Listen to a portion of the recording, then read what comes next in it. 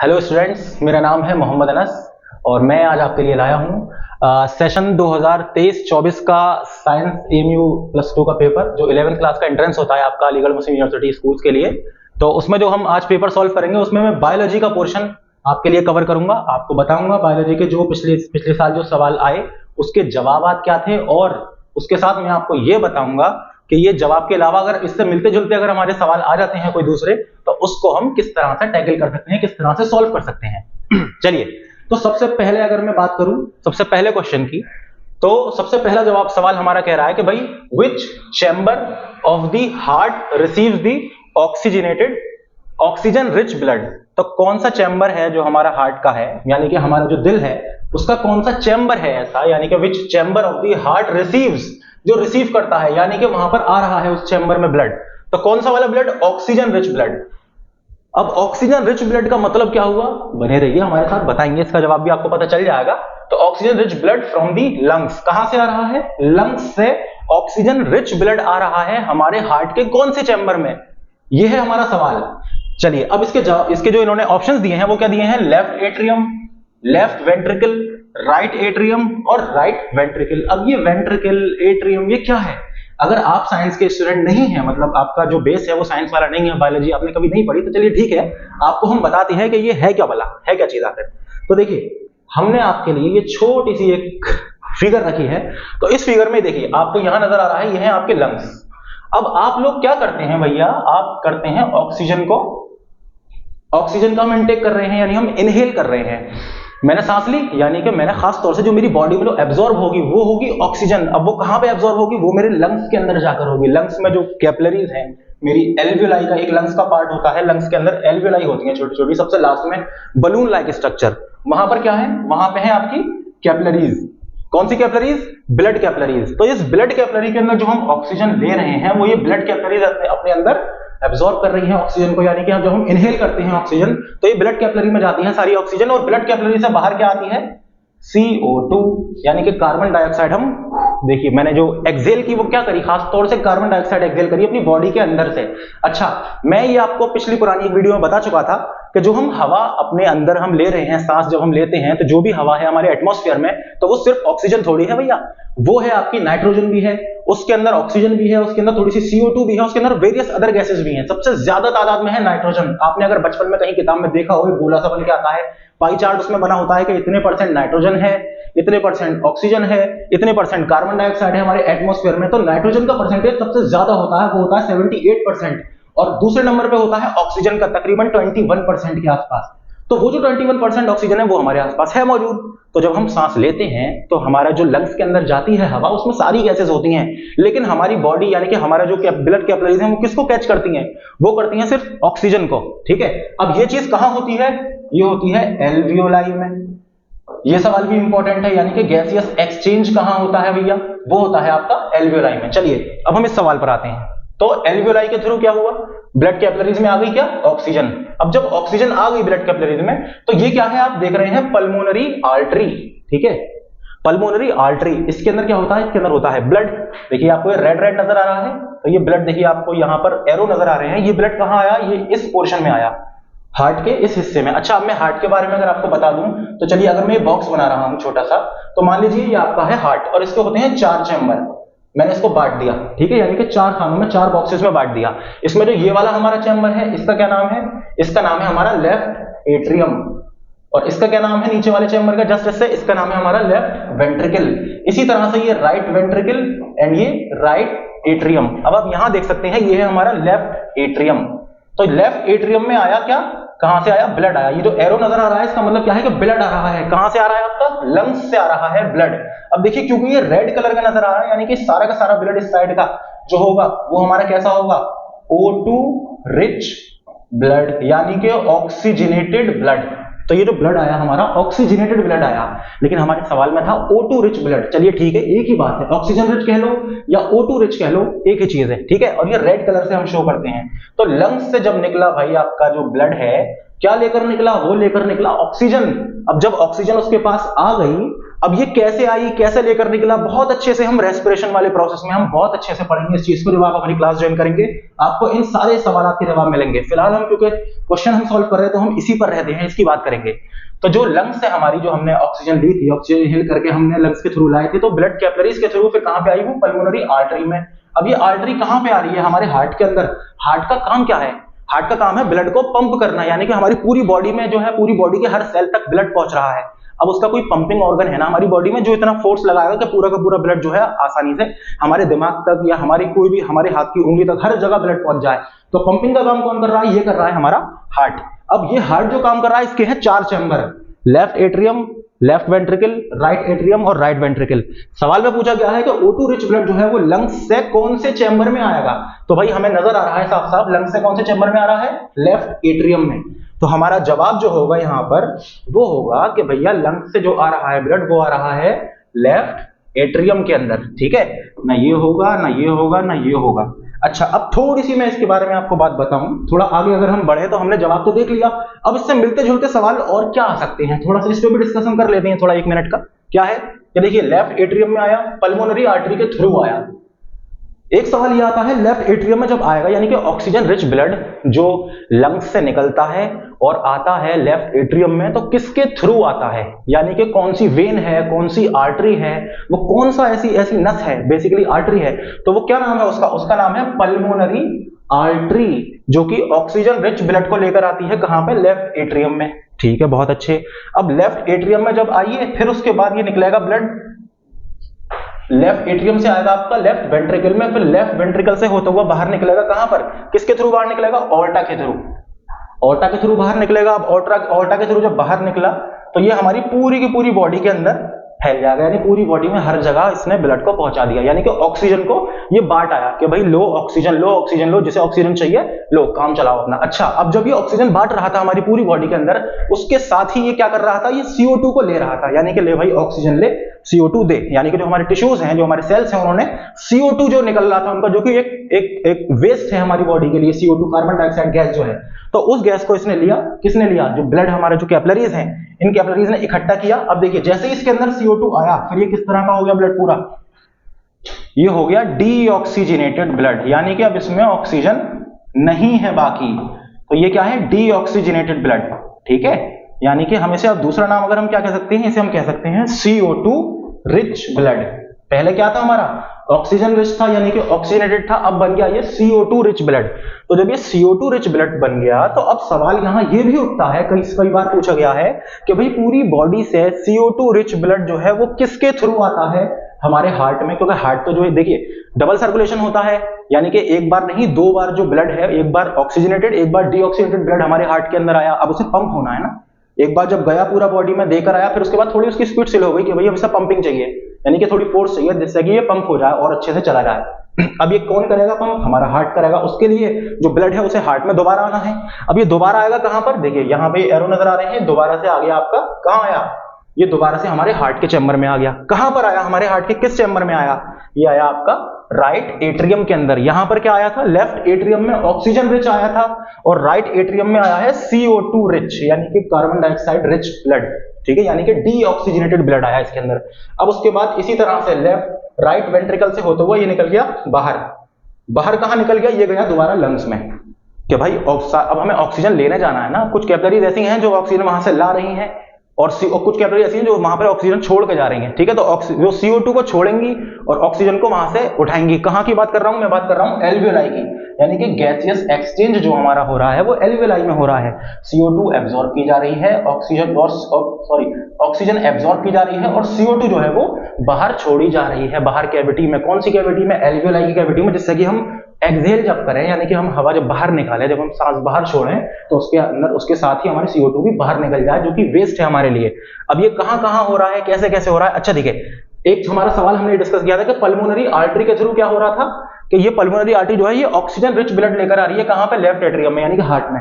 एक और सवाल बहुत फेमस आता है कि कौन सी आर्टरी ऐसी है जो हार्ट से डीऑक्सीजनेटेड ब्लड को लंग्स में ले आती है। तो देखिए, हार्ट से डीऑक्सीजनेटेड ब्लड है वो लंग्स के अंदर आया, किसके थ्रू आया, पल्मोनरी आर्टरी के थ्रू। ठीक है, चलिए अब हम बात करते हैं अपने अगले सवाल की। हमारा अगला सवाल क्या कह रहा है? हमारा अगला सवाल हमसे ये कह रहा है कि भाई number of nephrons in each human kidney is, हमारी किडनी होती है क्या काम करती है? फिल्ट्रेशन का काम करती है। हमारे ब्लड में जो भी टॉक्सिक एलिमेंट है, टॉक्सिक सब्सटेंस है, यानी कि जो यूरिया होता है हमारा, उसको बाहर निकालने का काम करती है, फिल्टर करने का काम करती है, जो हम यूरिन करते हैं, ठीक है। तो अब किडनी के अंदर एक वर्ड आता है, क्या? वो है नेफ्रॉन। नेफ्रॉन क्या भला है? देखते हैं। नेफ्रॉन है ये, देखिए ये आपको नजर आ रही है हमारी ह्यूमन किडनी। ये सब इतना जो लिखा है अभी आपके लिए इतना जरूरी नहीं है, बस समझिए ये है किडनी। और ये किडनी जो है इसकी जो फंक्शनल यूनिट है, चलिए यहां लिखा है फंक्शनल यूनिट जो है हमारी, the nephron is the functional unit of kidney. यानी कि जो किडनी है वो खास तौर से किससे मिलकर बनी हुई है? बहुत सारे नेफ्रॉन से मिलकर बनी हुई है, जिसमें से एक नेफ्रॉन, देखिए छोटा सा हमने एक नेफ्रॉन हम आपके लिए ये दिखा रहे हैं। This is the diagram of nephron के नेफ्रॉन में क्या क्या होता है। सवाल हमारा पूछा गया है कि एक जो ये हमारी जो किडनी है वो एक किडनी में तकरीबन कितने नेफ्रॉन्स होते हैं। अब ऐसा तो नहीं है कि किसी ने एग्जैक्टली गिने होंगे, हम तकरीबन बताते हैं। और सवाल भी हमारे यही पूछा था। तो देखिए each kidney in the human contains about 1 million nephrons. कितने? 1 मिलियन। 1 मिलियन का मतलब क्या होता है? 10 lakhs, 10 लाख नेफ्रॉन जो है हमारी एक किडनी में होते हैं। और हमारी कितनी किडनियां होती हैं नॉर्मली? 2 किडनी, यानी कि कितने हुए, कितने लाख नेफ्रॉन है हमारे अंदर? तकरीबन 20 लाख नेफ्रॉन, यानी कि 2 मिलियन, दोनों को मिलाकर 1 + 1, ठीक है। Capable of forming urine, the kidney can not regenerate new nephrons. अच्छा, दूसरी बात, अब ऐसा नहीं है कि किडनी में हमारी नेफ्रॉन जो है कोई खराब हो गया तो वो नया नेफ्रॉन बन जाए, नहीं, ठीक है। इसीलिए किडनी खराब हो जाती है, दिक्कत हो जाती है बहुत लोगों को। Therefore, with renal injury, disease or normal aging is gradual decrease in nephron number। अच्छा, जैसे ऐसे लोग जो है वो बूढ़े होते चले जाते हैं, जब एज होने लगती है लोगों की, तो उनकी किडनी पे फर्क पड़ने लगता है, उनकी किडनी खराब होने लगती है। तो अब उनकी किडनी खराब हो रही है, वो सही क्यों नहीं हो पा रही? क्योंकि नंबर ऑफ नेफ्रॉन्स जो है वो कंटिन्यूअसली कम हो रहे हैं और वो नए जो हैं वो बन नहीं पा रहे हैं, बनते नहीं हैं, ठीक है। अब किडनी का हमारा डायग्राम ये रहा छोटा सा, जो कि अब ये जो नेफ्रॉन है हमारा उसका डायग्राम ये रहा, जो कि क्या है? फंक्शनल यूनिट ऑफ किडनी है। ये सवाल भी बहुत फेमस है, बहुत पूछा जाता है कि what is the functional unit of kidney. इसमें आपको ऑप्शन 2 दिए जाते हैं, एक जैसे, एक है न्यूरॉन, एक है नेफ्रॉन। तो न्यूरॉन और नेफ्रॉन में कंफ्यूज नहीं होना है। नेफ्रॉन जो है वो है फंक्शनल यूनिट ऑफ किडनी, और न्यूरॉन है यानी कि न्यूरल स्ट्रक्चर, यानी नर्वस सिस्टम, यानी कि नर्वस सिस्टम की जो यूनिट है वो है न्यूरॉन, ठीक है। तो इसमें हमें कंफ्यूज नहीं होना है। तो हमारा जवाब यहां पर क्या होगा? जो हमारा सवाल है वो है भैया कि कितने नेफ्रॉन होते हैं ईच ह्यूमन किडनी में, ठीक है। यानी कि एक किडनी की पूछ रहा है तो कितने होते हैं? 1 मिलियन। अगर ये लैक्स में दिया होता तो यानी कि कितने होते? 10 lakhs, ठीक है। अच्छा, अराउंड 10 lakhs, बिल्कुल एग्जैक्टली गिनी नहीं है किसी ने एक एक बैठकर, अराउंड 10 lakhs। अगला हमारा सवाल हमसे कहता है कि भाई the cuboidal epithelium forms the lining of. अब ये क्यूबॉइडल एपिथेलियम, अब आपको क्यूब तो पता है, क्यूबिकल स्ट्रक्चर होता है, ठीक है। आपने ज्योमेट्री पढ़ी होगी तो आपने क्यूब याद आ रहा होगा आपको। देखिए क्यूबॉइडल एपिथेलियम की बात हुई, अब ये हम किसकी बात कर रहे हैं? ये हम बात कर रहे हैं ह्यूमंस के अंदर या एनिमल्स के अंदर टिश्यूज की बात कर रहे हैं कि किस किस तरह के टिश्यू होते हैं। अब देखिए टिश्यू क्या होते हैं? सेल्स होते हैं हमारी बॉडी में। फंक्शनल यूनिट ऑफ क्या है? लाइफ, वो है सेल। अब बहुत सारे सेल का ग्रुप जब मिलता है तो क्या बनता है? बनता है टिश्यू, ठीक है। बहुत सारे अलग अलग टिश्यू मिलते हैं तो क्या बनता है? ऑर्गन बनता है। बहुत सारे ऑर्गन मिलते हैं तो क्या बनता है? Organ system. फिर उससे एक पूरा का पूरा ऑर्गेनिज्म बनता है। तो हम बात कर रहे हैं यहाँ पे टिश्यू की। कौन से टिश्यू की? अब ये हम टिश्यू वाले चैप्टर में बहुत अच्छे से जब हम आपको तैयारी कराना शुरू करेंगे, अपने बैच जब हमारा ज्वाइन करेंगे, तब आप पढ़ेंगे कि टिश्यू किस किस तरह के होते हैं, किस किस टाइप के। तो एक जो टाइप का टिश्यू है उसकी बात हो रही है यहाँ पे, the cuboidal epithelium forms the lining of, यानी कि जो टिश्यू है जिसे हम क्यूबॉइडल एपिथेलियम कहते हैं, वो किसकी लाइनिंग में बनाता है? मतलब कि वो कहां प्रेजेंट होता है, वो क्या बना रहा है टिश्यू, या उस टिश्यू से कौन सी ऐसी चीज बन रही है। अब सवाल क्या है, जो हमारे ऑप्शन है वो क्या दे रखे हैं? ईसोफेगस, यानी कि विंड पाइप। क्या ये विंड पाइप जो है हमारा बना हुआ है, क्या वो इस टिश्यू का है? क्या ये टिश्यू प्रेजेंट है हमारे विंड पाइप ईसोफेगस में? नहीं। दूसरा क्या है? इंटेस्टाइन, क्या हमारी इंटेस्टाइन में ये है? नहीं। तीसरा है हमारा स्किन, क्या हमारी जो स्किन है वो इस टिश्यू की बनी हुई है क्यूबॉइडल एपिथेलियम की? नहीं। तीसरा। चौथा है हमारा किडनी ट्यूब्यूल्स। तो जवाब है इसका यस, जो हमारी किडनी के ट्यूब्यूल्स हैं, यानी जो हमारी किडनी के अंदर जो फिल्ट्रेशन के लिए जाहिर सी बात है ब्लड जाएगा अंदर। अब ब्लड के अंदर से तो छन के पूरा यूरिन बाहर निकलेगा, जो भी टॉक्सिक चीज है सब चीज बाहर निकलेंगी, तो वो कोई ट्यूब्स के थ्रू जाएंगी ना। तो वो ट्यूब्स जो है वो किस टिश्यू की बनी हुई है? वो कौन से की बनी हुई है? कौन से टिश्यू की? वो बनी हुई है क्यूबॉइडल एपिथेलियम की। चलिए अब थोड़ा सा कुछ इसकी बात करते हैं हम। यहाँ पे आपको नजर आ रहा है, देखिए सबसे पहले क्या है? Simple squamous epithelium. ये अलग अलग टाइप्स हैं टिश्यू के। डायरेक्ट क्योंकि ये सवाल आया है इस तरह का, तो अलग किसी कोई और टिश्यू के बारे में अगर आपसे पूछ लिया तो आपको बेसिक आइडिया होना चाहिए कि कौन सा कहां प्रेजेंट होता है। तो देखिए ये डायग्राम है, तो उसमें हम बता रहे हैं कि सिंपल स्क्वेमस एपिथेलियम ये air sacs of the lungs. मैं अभी बात कर रहा था एल्वियोलाई की, तो एल्वियोलाई क्या है, ये एयर सैक्स ही तो है, SACS यानी कि बलून लाइक स्ट्रक्चर जो है जिसके अंदर गैसियस एक्सचेंज होता है। तो ये जो एयर जिसके अंदर से एयर गैसियस एक्सचेंज हो रहा है, ये किसका बना हुआ है, ये भाई कोई ना कोई मेम्ब्रेन है, तो मेम्ब्रेन यानी सेल्स की बनी हुई है। अब ग्रुप ऑफ सेल को ये हम टिश्यू कहते हैं, तो वो किस तरह का टिश्यू है, तो वो हमारा टिश्यू है सिंपल स्क्वेमस एपिथेलियम। ठीक है, सिंपल स्क्वेमस एपिथेलियम प्रेजेंट होता है एल्वियोलाई के अंदर, यानी जो एल्वियोलाई है वो खासतौर से इसकी बनी हुई है। ठीक है, एक चीज हो गई हमारी।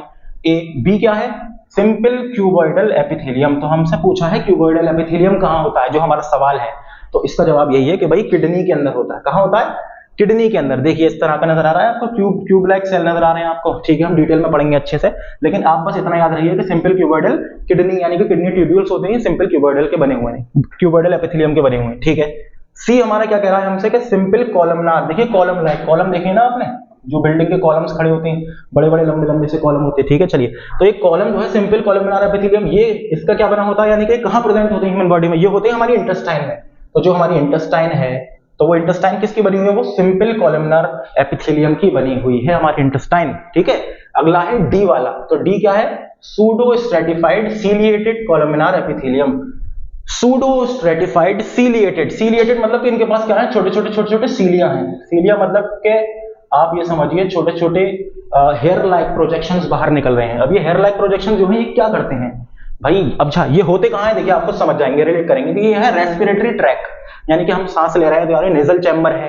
ठीक है, आपकी जो नोज है उसके अंदर कुछ हेयर्स होते हैं, तो इसी तरह से जो आपकी जो सेल है ना, तो सेल के ऊपर भी हेयर लाइक स्ट्रक्चर है, यानी कि सीलिया है। वो क्या करता है, जब आप सांस ले रहे हैं तो जो धूल मिट्टी है वो आपकी जो बॉडी है उसके अंदर ना जाए, तो वो उसे क्या करे, वो उसे रोक ले। कैसे रोक ले, म्यूकस को जनरेट करके। यानी आप जब खांसी होती है तो आपको क्या निकलता है, म्यूकस निकलता है बहुत ज्यादा। ठीक है, बलगम जिसे हम कहते हैं उर्दू में, तो वो बलगम जनरेट होता है। वो क्यों होता है, वो फायदे के लिए होता है। अच्छा, जब वो ज्यादा जनरेट होने लगता है तब हमारे लिए नुकसानदेह है। ठीक है, ज्यादा अगर निकलने लगा, ज्यादा प्रोड्यूस होने लगा तो बेकार है हमारे लिए, हमें खांसी हो जाती है, बहुत दिक्कत होती है, हम जाते हैं डॉक्टर के पास। लेकिन वो हमेशा होना चाहिए जनरेट, थोड़ा सा निकलना चाहिए। क्यों निकलना चाहिए, क्योंकि उसके पास ये प्रॉपर्टी है कि जो भी धूल मिट्टी या जो बैक्टीरिया हम इनहेल कर रहे हैं वो उसको कैच कर लेता है, पकड़ लेता है। ठीक है, अच्छा अब वो कहां से, कौन से सेल्स हैं जो उसे जनरेट कर रहे हैं, तो वो यही तो सेल हैं आपके pseudo stratified ciliated columnar epithelium. तो ये हमारा जो रेस्पिरेटरी ट्रैक है ये किससे बना हुआ है, ये pseudo stratified ciliated columnar epithelium. यानी कि देखिए हमने देखा था कॉलमनार एपिथेलियम जस्ट ऐसे ही सेल है, लेकिन इनके पास क्या निकल आया, थोड़े थोड़े सीलिया यानी कि हेयर लाइक प्रोजेक्शन निकल आया, जिससे कि वो ट्रैप कर ले, यानी कि पकड़ ले उस पार्टिकल को जो हमारे लिए नुकसानदेह है, जो फॉरेन पार्टिकल है जो बाहर से हमारी बॉडी में एंटर कर रहा है और वो नुकसान दे सकता है। ठीक है, अच्छा अगला है आपका stratified squamous epithelium. Stratified squamous epithelium कहां होता है, ये हमारे ईसोफेगस में होता है। ठीक है, ये हमारे कहां होता है, ईसोफेगस में। अब ईसोफेगस क्या है, ये वाला जो हमारे गले के अंदर जो हिस्सा है ना, ईसोफेगस। स्ट्रेटिफाइड स्क्वेमस जो है एपिथेलियम, ये जो टिश्यू है इससे क्या बना है, हमारा ईसोफेगस बना है। यानी कि जो आपका जो ट्रैक है हमारा डाइजेस्टिव ट्रैक, जो खासतौर से ईसोफेगस, जो फूड पाइप है, हम फूड पाइप को तो कहते हैं ना ईसोफेगस, तो ये हमारा किससे बना हुआ है फूड पाइप, खासतौर से स्ट्रेटिफाइड स्क्वेमस एपिथेलियम। अब मैं समझता हूं कि इससे रिलेटेड कोई भी सवाल आएगा तो आप बहुत आसानी से सॉल्व कर देंगे। सिर्फ इतनी सी बात याद रखिए, आप आराम से सवाल सॉल्व कर पाएंगे। हमारा सवाल यहाँ 37 जो है वो क्या कह रहा है कि क्यूबॉइडल एपिथेलियम, वो उसकी जो फॉर्म है वो कहाँ पाई जाती है, वो क्या बनाती है, कौन किसकी लाइनिंग में होती है, यानी कि कहाँ प्रेजेंट होती है, वो हमारा किडनी में होती है, यानी कि किडनी के ट्यूब्यूल्स को बना रही है। ठीक है, अगला सवाल जो है हमारा वो हमसे कह रहा है कि आप हमें ये बताइए भाई कि the cell organelles containing their own genetic material. Genetic material क्या होता है भाई, डीएनए है, डीऑक्सीराइबोन्यूक्लिक एसिड, आरएनए है, ये भी आप करते हैं, लेकिन हम खासतौर से बात करेंगे डीएनए की। ठीक है, यानी कि ऐसे सेल के ऑर्गेनेल, जो हमारा सेल है उसके अंदर बहुत सारे ऑर्गेनेल्स होते हैं, जैसे न्यूक्लियस है, माइटोकॉन्ड्रिया है, प्लास्टिड है, राइबोसोम है। ये क्या है, ये सेल के वो पार्ट हैं, वो ऑर्गेनेल हैं जो सेल की फंक्शनिंग में हेल्प करते हैं, सेल को सेल बनाने में जिनका रोल है असल, वो यही सारे ऑर्गेनेल्स हैं। अच्छा, अब सवाल हमसे पूछा है कि कौन सा सेल का ऑर्गेनेल ऐसा है जिसके पास अपना खुद का ओन जेनेटिक मटेरियल होता है। तो ऐसे दो सेल ऑर्गेनेल हैं। ठीक है, तो ये बात बिल्कुल अच्छे से याद रखिए, बहुत बार पूछी जाती है। पहला है हमारा माइटोकॉन्ड्रिया, दूसरा है प्लास्टिड। माइटोकॉन्ड्रिया क्या है, आपने बचपन में पढ़ा होगा, power house of the cell, यानी कि जो एटीपी का प्रोडक्शन होता है वो कहां होता है, वो होता है हमारा माइटोकॉन्ड्रिया के अंदर। और प्लास्टिड क्या है, आपने फोटोसिंथेसिस अगर पढ़ा हो तो क्लोरोप्लास्ट क्या है, ये एक प्लास्टिड है। ठीक है, यानी कि क्लोरोफिल पिगमेंट इसके अंदर होता है प्रेजेंट, जो कि क्या काम कर रहा है, वो फोटोसिंथेसिस में हेल्प कर रहा है। फोटोसिंथेसिस में रिक्वायरमेंट होती है क्लोरोफिल की, कहां प्रेजेंट होता है, क्लोरोप्लास्ट के अंदर। अब वो क्लोरोप्लास्ट जो ऑर्गेनेल है वो क्या है, वो एक प्लास्टिड ही तो है। तो प्लास्टिड और माइटोकॉन्ड्रिया का अपना खुद का जो जेनेटिक मटेरियल है वो होता है। अब ये क्यों होता है इनका खुद का, इनके पास ऐसी काबिलियत क्यों आई, किसकी वजह से आई, बहुत डिटेल में हम आपको बहुत अच्छे से समझाएंगे हमारे बैच के अंदर। चलिए अगली बात क्या है हमारी अगली बात ये है कि भाई हम थोड़ा सा डिफरेंस देख लिया माइटोकॉन्ड्रिया और प्लास्टिड के बीच में, थोड़ा सा डिफरेंस अगर देखें तो माइटोकॉन्ड्रिया क्या है, mitochondrion is an organelle that has double membrane. अच्छा, सवाल ये भी कई बार आता है कि which one of the following organelle has double membrane, तो आप याद रखिएगा कि माइटोकॉन्ड्रिया जो है वो डबल मेम्ब्रेनस ऑर्गेनेल है, ठीक है, and consist of cristae and matrix. ये जो आपको हिस्से नजर आ रहे हैं क्रिस्टी और मैट्रिक्स कहलाते हैं। It is an organelle that occurs in almost all eukaryotic cells both plant and animal.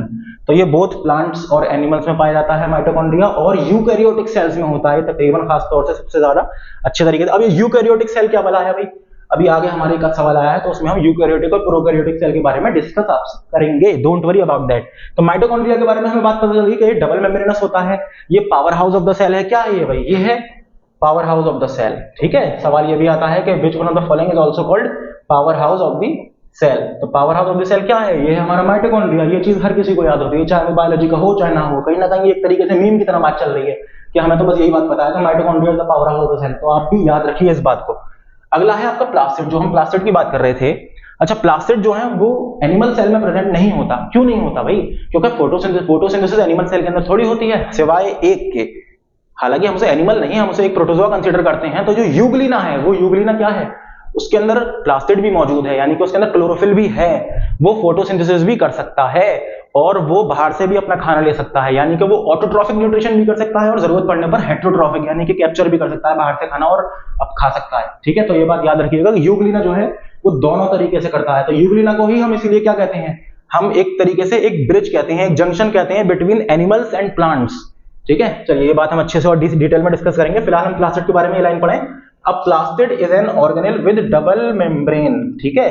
Mitochondria is also double membranous. Double membrane मतलब कि ये जो मेम्ब्रेन है ना, ये दो मेम्ब्रेन है इसकी, ठीक है। ये तो मेम्ब्रेन आपको नजर आ रही है ना, ये डबल मेम्ब्रेनस होता है। ऐसे ही आपका जो प्लास्टिड है वो भी डबल मेम्ब्रेनस होता है, ये भी बहुत अच्छे से याद रखिए। यूजुअली कंटेन पिगमेंट्स और store food. Plastid are not found in animal cell. Animal cell में नहीं पाई जाती प्लास्टिड, यूग्लिना वाला एक्सेप्शन है, ठीक है। और ये क्या काम करता है, ये पिगमेंट्स आप जो देखते हैं ना, पत्तों के कलर लाल पीले हो गए, हरे हो गए, तो ये क्या है, ये जो प्लास्टिड है उसके अंदर, ये उसके अंदर जो पर्टिकुलर पिगमेंट है, ठीक है। तो वो पिगमेंट बता रहा है कि किसका कैसा कलर होगा। जैसे क्लोरोफिल अगर ये है, क्लोरोफिल पिगमेंट है, तो क्या है, खास तौर से ग्रीन कलर नजर आता है हमें मेजोरिटी में, ठीक है। अगली बात है हमारी, यानी कि अगला सवाल है the innermost layer of anther. Innermost layer of anther wall is called. अब एंथर क्या होता है, एंथर क्या होता है वो आपको पता होना चाहिए। एंथर क्या है भाई, देखिए एक फ्लावर आपने देखा, तो फ्लावर का जो ये वाला जो पोर्शन है हमारा, ये मेल पार्ट कहलाता है, ठीक है, एंथर। और ये फिलामेंट, ये क्या है, ये है हमारा फिलामेंट, फिलामेंट, और ये है हमारा क्या, एंथर। तो बात हो रही है कि एंथर जो है उसकी जो वॉल है, ठीक है, यानी कि देखिए मैं ये वही एंथर मैं आपको यहां दिखा रहा हूं कि ये रहा हमारा एंथर। इसको जब हम डाइसेक्ट करेंगे, काटेंगे, तो यानी कि ये जो पोर्शन आपको नजर आ रहा है, तो इस पोर्शन को अब आप देखिए यहां पर, ये पोर्शन आपको ये रहा। मैं समझता हूं कि समझ में आ रहा होगा, थोड़ा सा डिटेल में हम जा रहे हैं। देखिए सबसे पहले आप इमेजिन करने की कोशिश करिए, एक फ्लावर है, फ्लावर का आपने ये वाला जो पोर्शन है वो लिया, ठीक है, यानी कि एंथर को देखा आपने। अब एंथर को आपने क्या किया, डाइसेक्ट किया, काटा आपने लॉन्गिट्यूडनली। तो जब आपने डाइसेक्ट किया इसे, तो आपने इसे निकाल के फेंक दिया और आप ऊपर से देख रहे थे, यानी कि मैं अगर इसे काटूं और डाइसेक्ट करूंगा, मैं ऊपर से इस तरह से देखूं, तो मुझे एंथर कैसा नजर आएगा, ऐसा नजर आएगा, ठीक है। अब ऐसा जब नजर आएगा तो हमसे सवाल ये पूछा है, ये सवाल थोड़ा अच्छा है, डिटेल में है, कि सवाल ये है कि भाई जो इनर मोस्ट लेयर है, यानी कि सबसे अंदर की लेयर जो है एंथर की, वो क्या कहलाती है। हमें ऑप्शंस में दिए हैं, क्या वो एपिडर्मिस कहलाती है, क्या वो एंडोथीसियम कहलाती है, क्या वो एंडोडर्मिस कहलाती है, या क्या वो टेपिटम कहलाती है। तो हम देखते हैं कि जो इनर मोस्ट लेयर है वो हमारी क्या कहलाती है। तो आप यहां पर अगर देख पा रहे हो कि ये जो ये वाली लेयर है अंदर वाली सबसे, ठीक है, ये अंदर वाली लेयर, सबसे अंदर वाली लेयर है ये, इसको हम क्या कहते हैं, इसको हम कहते हैं टेपिटम। तो आप बहुत अच्छे से इस बात को याद रखिए, जो इनरमोस्ट लेयर है एंथर की, वो हमारी कहलाती है टेपेटम, ठीक है, जो हमारी इनरमोस्ट लेयर है वो कहलाती है टेपेटम। बहुत अच्छे से इस चीज को रट लीजिए, काफी बार ये बात पूछी गई है और काफी आगे आने की संभावना है अलग अलग एग्जाम्स में, ठीक है। और आगे भी जब आप आगे बढ़ेंगे कि ग्रेजुएशन लेवल का कोई एग्जाम देंगे तो उसमें भी ये चीजें पूछी जाती हैं जो हम अभी डिस्कस कर रहे हैं। बिल्कुल यही सवाल बहुत बार रिपीट होते हैं, आते हैं। इन सवालों का कोई पर्टिकुलर लेवल नहीं है, कभी कभी कहीं ना कहीं किसी किसी यूनिवर्सिटी में ये सवाल मास्टर्स तक में पूछ लिए जाते हैं, बिल्कुल बेसिक सवाल। अक्सर जो बेसिक चीजें होती हैं लोग उन्हें भूल जाया करते हैं, तो मैं नहीं चाहता कि आप लोग इस चीज को भूल जाएं। अगला सवाल हमारा हमसे कह रहा है नंबर 40 कि सैक्रोमाइसिस यानी कि ईस्ट। अब ईस्ट मैं समझता हूं आप 11 की तैयारी कर रहे हैं, आपको पता होना चाहिए ईस्ट क्या है। ये एक फंगस है, फंजाई है, ठीक है। चलिए तो ये ईस्ट जो है यानी कि जिसका नाम सैक्रोमाइसिस है वो रिप्रोड्यूस बाय, यानी कि ईस्ट जो है फंगस है, यानी कि क्या है, एक ऑर्गेनिज्म है ना।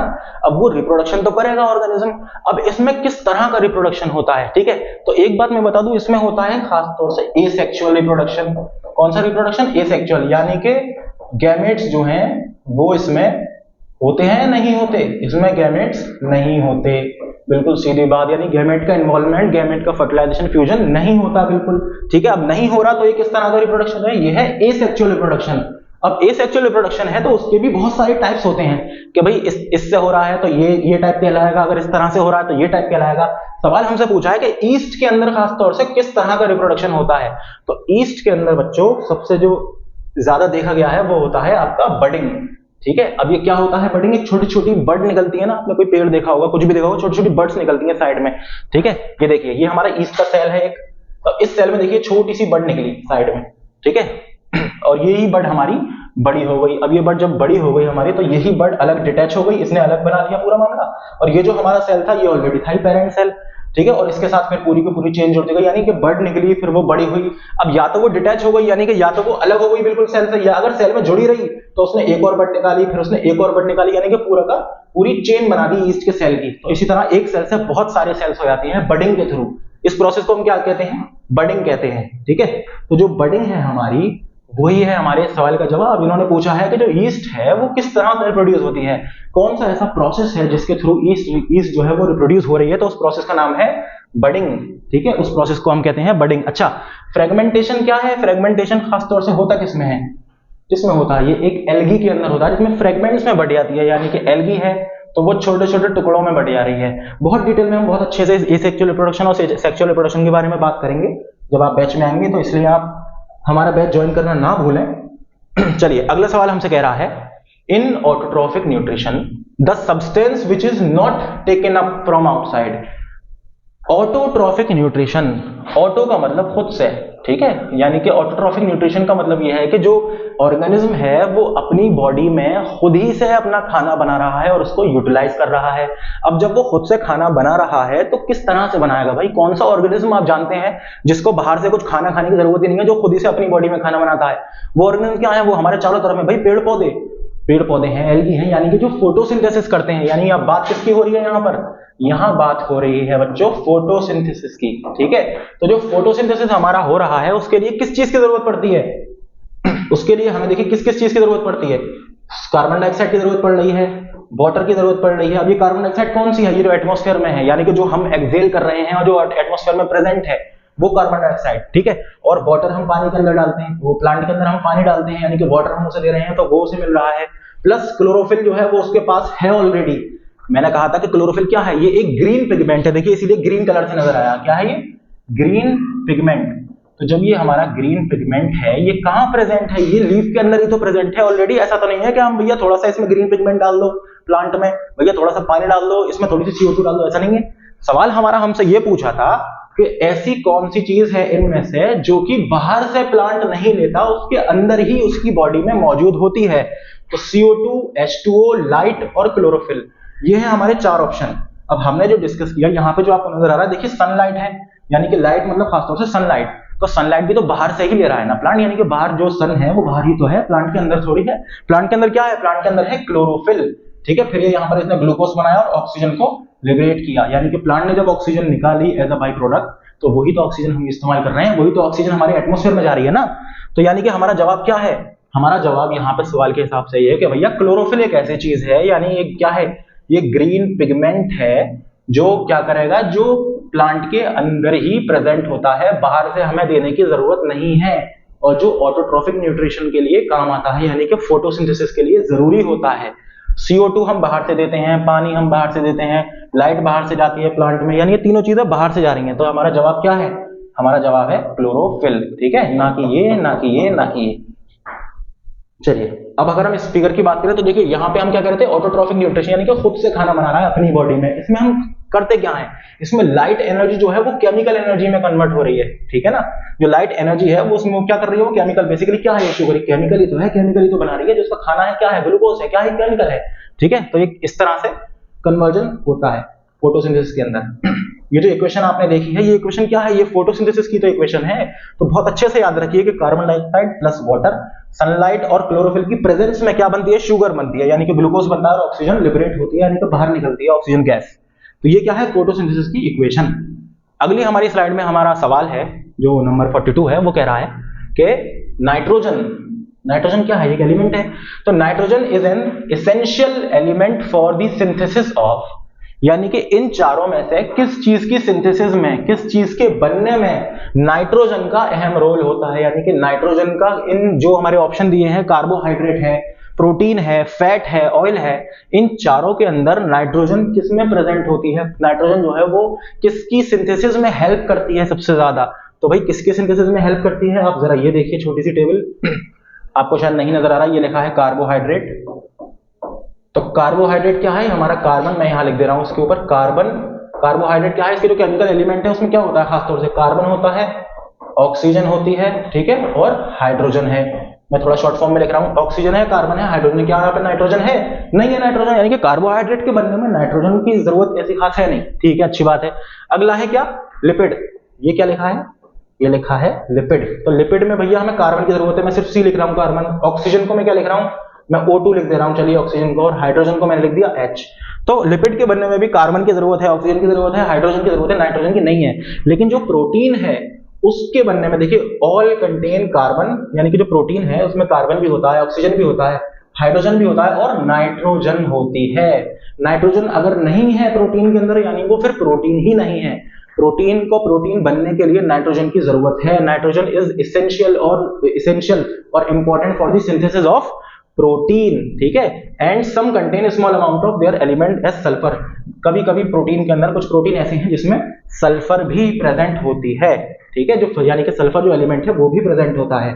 तो जो हमारा सवाल है वो कह रहा है कि नाइट्रोजन जो है वो इसेंशियल एलिमेंट है किसकी सिंथेसिस के लिए, तो भैया प्रोटीन की सिंथेसिस के लिए, ना कि कार्बोहाइड्रेट की, ना कि फैट की, यानी कि, और ना कि ऑयल की। ठीक है, चलिए अब हमसे जो हमारा अगला सवाल है वो क्या गुफ्तगू कर रहा है, देखते हैं भाई। अगला सवाल कहता है कि breakdown of pyruvate using oxygen takes place in. Pyruvate क्या है, ठीक है, पायरोवेट का ब्रेकडाउन हो रहा है, यानी कि पायरोवेट जो भी चीज है हम अभी देखेंगे क्या है, तो वो टूट रहा है। ठीक है, क्या टूट रहा है, वो यूजिंग ऑक्सीजन, यानी कि थोड़ा बहुत ऑक्सीजन का इस्तेमाल करके पायरोवेट को तोड़ा जा रहा है। ठीक है, तो ये कहां हो रहा है, टेक्स प्लेस इन किस जगह हो रहा है, सेल के अंदर साइटोप्लाज्म में हो रहा है, या उसके माइटोकॉन्ड्रिया के अंदर है, या उसके गोल्गी एपरेटस के अंदर हो रहा है, या फिर उसके एंडोप्लाज्मिक रेटिकुलम के अंदर हो रहा है। तो आप ये छोटी सी ये जो डायग्राम है इसको देखिए। जो ग्लूकोज है, यानी कि यहाँ बात हो रही है किसकी, रेस्पिरेशन की। तो रेस्पिरेशन क्या है, हमने खासतौर से खाना खाया है ना, जो कार्बोहाइड्रेट है, खासतौर से हम बात कर रहे हैं सिर्फ और सिर्फ ग्लूकोज की। जो ग्लूकोज है हमारी बॉडी में गया, अब ये ग्लूकोज जो हमारी बॉडी के अंदर गया और ब्लड ने पहुंचा दिया कहाँ, यानी एसिमिलेट हुआ इंटेस्टाइन के थ्रू, एब्जॉर्ब हो गया। ठीक है, एब्जॉर्ब हो गया। अब उसके बाद क्या हुआ कि हमारी जो बॉडी है उसके अंदर, उसके हर सेल में पहुंच चुका है क्या, ग्लूकोज। ठीक है, कहानी यहाँ की चल रही है कि भाई हर सेल के अंदर ग्लूकोज पहुंच चुका है, ब्लड ने अपना काम कर दिया। अब क्या हो रहा है इसका, तो साइटोप्लाज्म के अंदर जो सेल है उसके साइटोप्लाज्म के अंदर क्या हो रहा है, ये ग्लूकोज टूटेगा 3 कार्बन मॉलिक्यूल में, यानी कि किसमें टूटेगा, पायरोवेट। तो पायरोवेट क्या है, ये एक ऐसा कंपाउंड है जो 3 कार्बन का है। अच्छा, ये ग्लूकोज जो था हमारा ये 6 कार्बन का है। ठीक है, यानी कि ये स्प्लिट हो जाएगा, ग्लूकोज टूट जाएगा 3-3 कार्बन के, यानी कि 2 पायरोवेट बनेंगे यहाँ पर। बिल्कुल सही बात है, तो पायरोवेट में टूट गया ये। ठीक है, अब यहाँ पे हमारी कंडीशंस आ गई, अलग अलग एनिमल्स में अलग अलग सिचुएशन में क्या कंडीशन होती है कि पायरोवेट का क्या होता है फिर आगे जाके। अच्छा, ये कहां पे हुआ था जो टूटा था हमारा, ये हुआ था साइटोप्लाज्म के अंदर।